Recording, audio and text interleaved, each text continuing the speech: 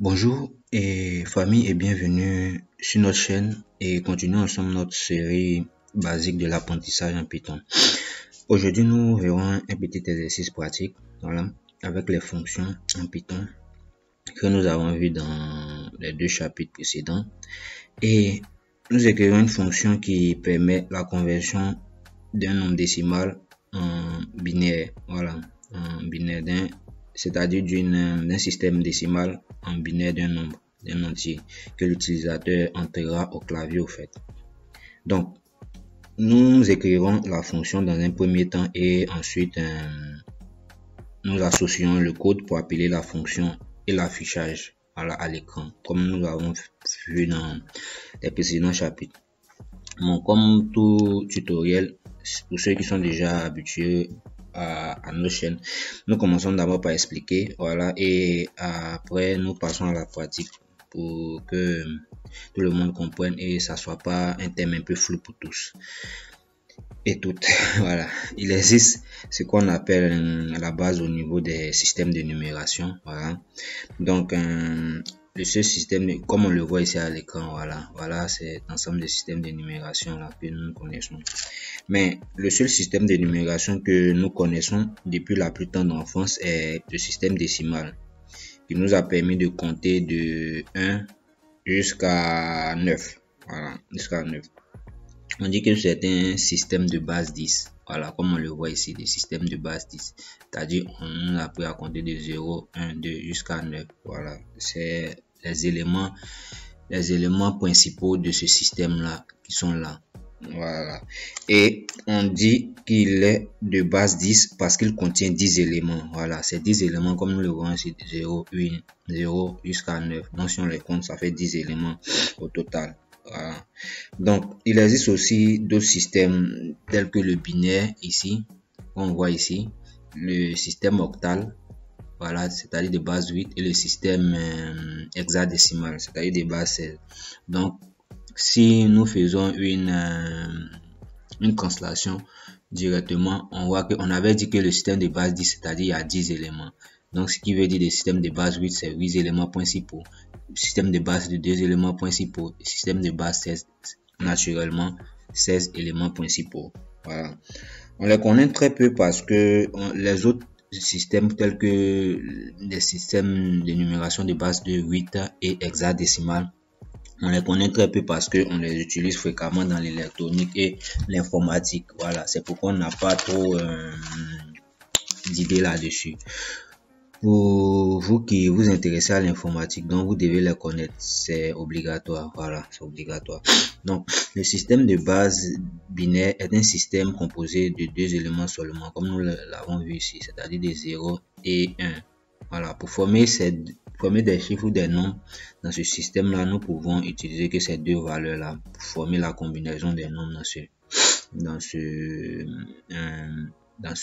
ce système. C'est pareil aussi pour le système de base 10, c'est-à-dire l'ensemble des nombres du système de base 10 est aussi par des éléments principaux qui sont 0 et jusqu'à 9.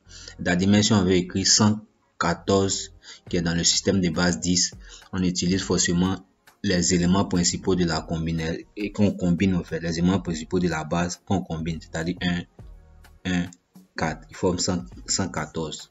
Mais 115, ils appartiennent forcément aux éléments principaux. Donc, il existe un moyen pour convertir un chiffre ou un nombre, des nombres dans un système, c'est-à-dire qu'il passe d'un système à un autre.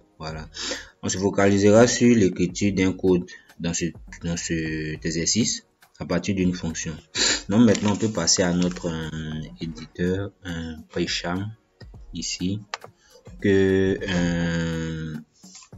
éditeur PyCharm pour maintenant commencer la pratique en quelque sorte. On écrira notre fonction. On appellera notre fonction fonction décimale binaire. Donc, comme on a l'habitude, on a dit, on commence par def décimal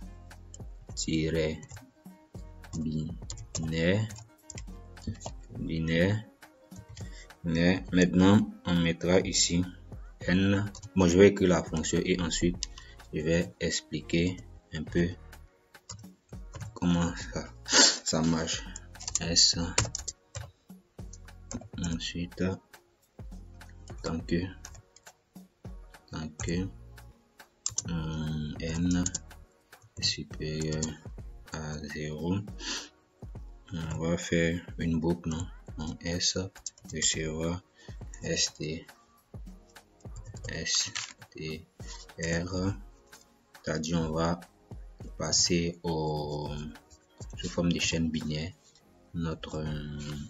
sous forme de caractère, pardon, autant pour moi, notre nombre, et ensuite on va ajouter maintenant notre chaîne de caractères à chaque fois que on passera à la boucle.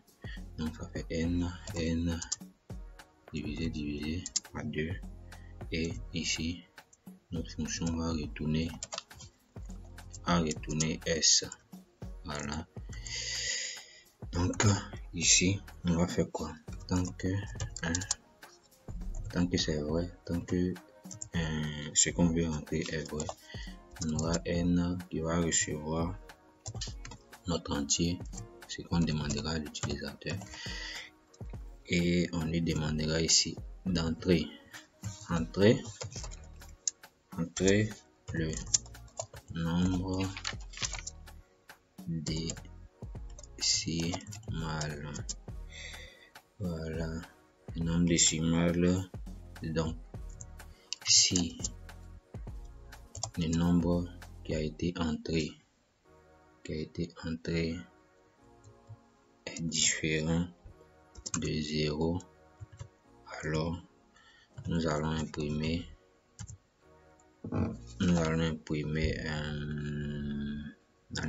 quoi déjà? On va imprimer plus droit. Ouais, on va imprimer juste la valeur binaire du nombre, c'est pas notre nombre déjà, n. Ok, n, juste le nombre on a rentré r.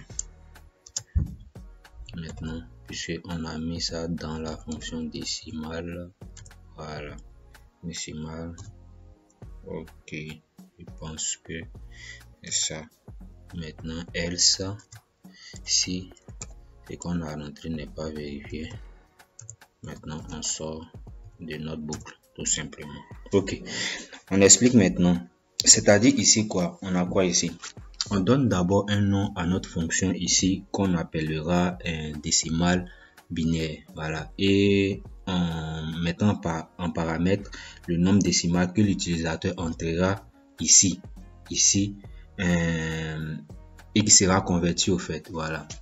Et ensuite, nous définissons une variable S, qui servira à stocker au fait les différents, on appelle ça comme les différentes valeurs binaires 1 ou 0 qui formera en tout le nombre binaire au fait, résultant de la conversion du nombre décimal que rentrera l'utilisateur. Voilà. Donc, on dira que tant que le nombre n, c'est-à-dire le nombre entré par l'utilisateur, est supérieur à 0, S recevra à chaque fois le reste de la division par 2 du nombre n, voilà, le reste de la division du nombre n, et qui sera converti au fait en chaîne de caractères et qui sera ajouté à la valeur précédente de s, la valeur précédente de s, puisqu'on est dans une boucle tant que et tant que n est supérieur à 0, cela se répétera en un point fini au fait.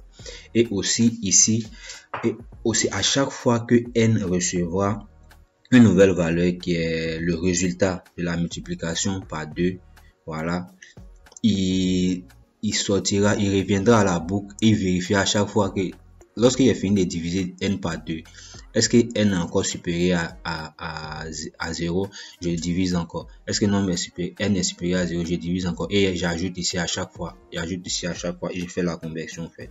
Voilà.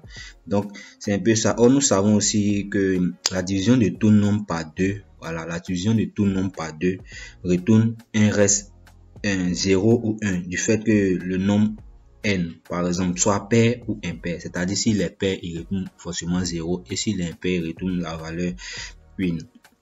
c'est donc les restes du nombre divisé à chaque fois par 2.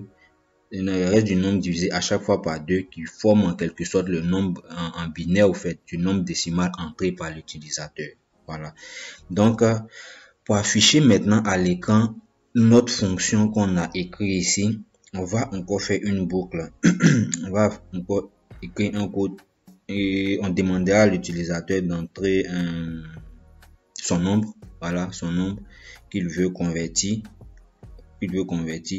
Et ensuite ce nombre, on dira que ce nombre, si ce nombre est différent de 0, la conversion pourra être effectuée et on appellera dans un print, on fera la conversion, c'est-à-dire on appellera notre fonction dans une fonction print, voilà, si je peux le dire ainsi, pour pouvoir l'afficher. Maintenant, on fait un else, c'est-à-dire si le nombre converti est 0, alors le code s'arrêtera et notre programme se stoppe et sort. Donc, faisons ensemble un exemple avec le nombre, je sais pas, le nombre 13. On va compiler ça d'abord. Donc, il nous demande ici de rentrer un nombre. Donc, on va rentrer notre nombre, par exemple 13. Voilà, on dit quoi? On dit quoi? Le nombre, la valeur binaire du nombre 13 est 1, 1, 0, 1. Ah, c'est en binaire. 1, 1, 0, 1 en binaire. Donc, on voit qu'à chaque fois, il demande des mains, puisqu'on est toujours dans la boucle. Mais puisqu'on dès qu'on met 0, on sort directement du code au fait. Voilà, comme on l'a dit, il respecte le break qui a été dit ici. Donc, on a vu quoi ici? Que la valeur binaire du nombre 13 est 1, 1, 0, 1. Donc, ce qu'on va faire maintenant, on va aller maintenant sur un site de conversion en ligne. C'est-à-dire, il y a des sites en ligne où tu peux convertir directement un nombre binaire en un nombre décimal en binaire et vice versa. Donc, on va aller directement sur le site là pour vérifier au fait si notre code est vrai. Donc, voilà l'exemple d'un site ici. On va juste copier et on va ici coller et on valide. Donc, si on met ici, voilà, eux-mêmes ils nous donnent ici même jusqu'à la valeur même hexadécimale. Donc, on va mettre 13. On voit ici quoi? Que 13, la valeur binaire de la valeur décimale 13 est 1, 1, 0, 1. Donc, si on revient ici, on voit quoi? 1, 1, 0, 1. Donc, on voit ensemble que notre fonction, notre fonction fonctionne. Voilà, comme je peux le dire ainsi, fonctionne bel et bien super. Voilà. Donc, voilà un peu notre petit exercice pratique qu'on avait à voir ici sur les fonctions, le chapitre des fonctions. Dans le prochain chapitre, on verra certainement, je pense, certainement un cas de mini-projet regroupant un peu tout ce qu'on a vu depuis le début de notre formation, sinon notre travail sur cette chaîne. Et pour ceux ou celles qui n'ont pas encore activé la cloche de notification, c'est le moment. Pour les nouvelles personnes, le bouton s'abonner est juste en bas. Pour aller laisser aussi un commentaire, c'est très important pour l'algorithme. Et sur ce, prenez soin de vous, prenez soin de vos proches et on se dit à très bientôt pour un nouveau numéro, un nouveau tutoriel sur notre chaîne. À tous. Merci.